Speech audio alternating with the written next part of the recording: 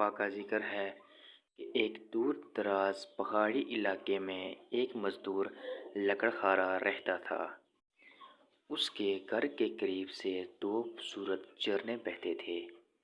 اس کا گھر لکڑیوں اور پتھروں سے تعمیر ہوا تھا۔ اس کے 7 بیٹے تھے اور ایک بیٹی تھی۔ وہ گھر سے دور پہاڑوں میں لکڑیاں کاٹنے کے لیے 7 دن کے لیے جایا کرتا تھا۔ وہ 7 دن بعد اپنے بیوی اور بچوں کو ملنے کے لیے آیا کرتا تھا۔ اس کی بیوی بہت ہی پریشان رہتی تھی، لیکن اس کی چھوٹی بیٹی بہت ہی ہمدرد تھی۔ وہ اپنی ماں کا خیال رکھتی تھی، ہر کام میں مدد کرتی تھی، لیکن اس کے 7 بیٹے بہت ہی چالاک اور خود غرض تھے۔ وہ اپنی ماں کو تنگ کرتے رہتے تھے۔ ان کی وجہ سے ان کی ماں روزانہ پریشان رہتی تھی اور مشکلات کا سامنا کرتی تھی۔ جب ان کا باپ کام کر کے واپس گھر لوٹتا تھا تو ماں ان کو نہیں بتاتی تھی کہ ان کے بچے یہ حرکتیں کرتے ہیں، تاکہ ان کے دل میں اپنے بچوں کا پیار ختم نہ ہو جائے۔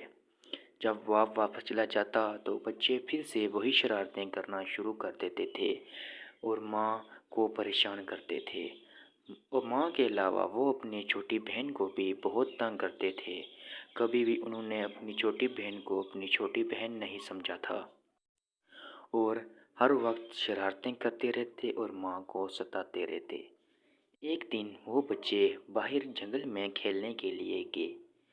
ان کو ایک بار ان کے باپ نے کہا تھا کہ یہ سنہری گھاس ہرگز گائے کو مت ڈالنا، گائے کو ڈالنے سے ان کا پیٹ پھول جائے گا۔ ان سب بچوں نے کہا کہ آج ہم جانوروں کو یہ سرخ گھاس ڈال کر دیکھتے ہیں کہ گائے کو کیا ہوگا، اور ساری گائیں بے ہوش ہو گئی اور ساری بکریاں مر گئی۔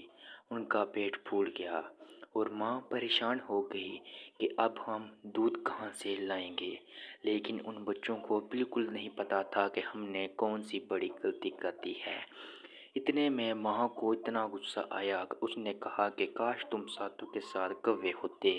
اتنے میں ایک سرمئی بادل نے سورج کو ڈھک لیا اور بجلی گرجی اور اچانک سے وہ ساتوں کے ساتھ کوے بن کر دور دراز پہاڑوں میں اڑ گئے، اور یہ سب ان کی چھوٹی بہن دیکھ کر ڈر گئی، اور وہ ماں بہت پریشان ہوئی کہ یہ میں نے کون سی بددعا دے دی۔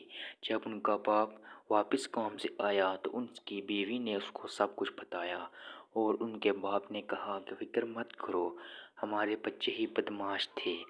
اور وہ ان کی چھوٹی بہن اپنے بھائیوں کی یاد میں بہت روتی، اور ایک دن اس نے اپنی ماں سے اپنے بھائیوں کی تلاش کے لیے اجازت مانگی، اور وہ راشن لے کر دور دراز پہاڑوں میں نکل گئی، اور چلتے چلتے وہ ایک خوبصورت چھوٹے سے گھر پر پہنچی۔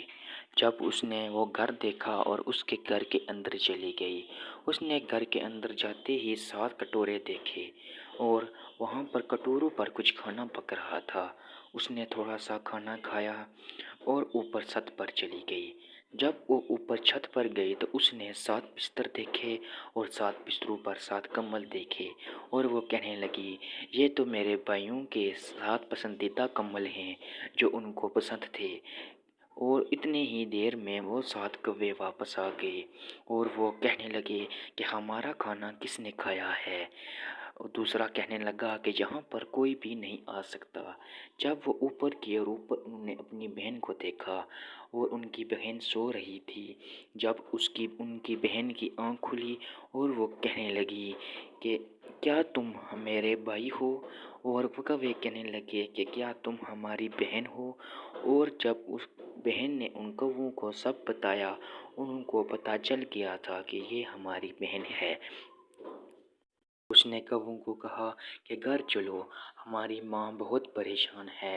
اور کوا کہنے لگا کہ جو کچھ ہم نے کیا اس کے باوجود بھی وہ ہم سے پیار کرتی ہے، اور وہ بہن اپنے کووں کو ساتھ لے کر چلی گئی۔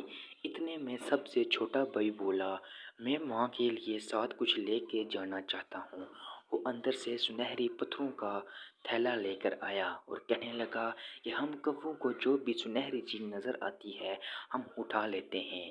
جب وہ گھر پہنچے ان بہنوں نے کووں کو باہر کھڑا کیا اور خود اندر گئی اور ماں کو روتے دیکھا تو ماں کے پاس چلی گئی اور کہنے لگی کہ ماں باہر آؤ، آپ کے لیے کچھ لائی ہوں۔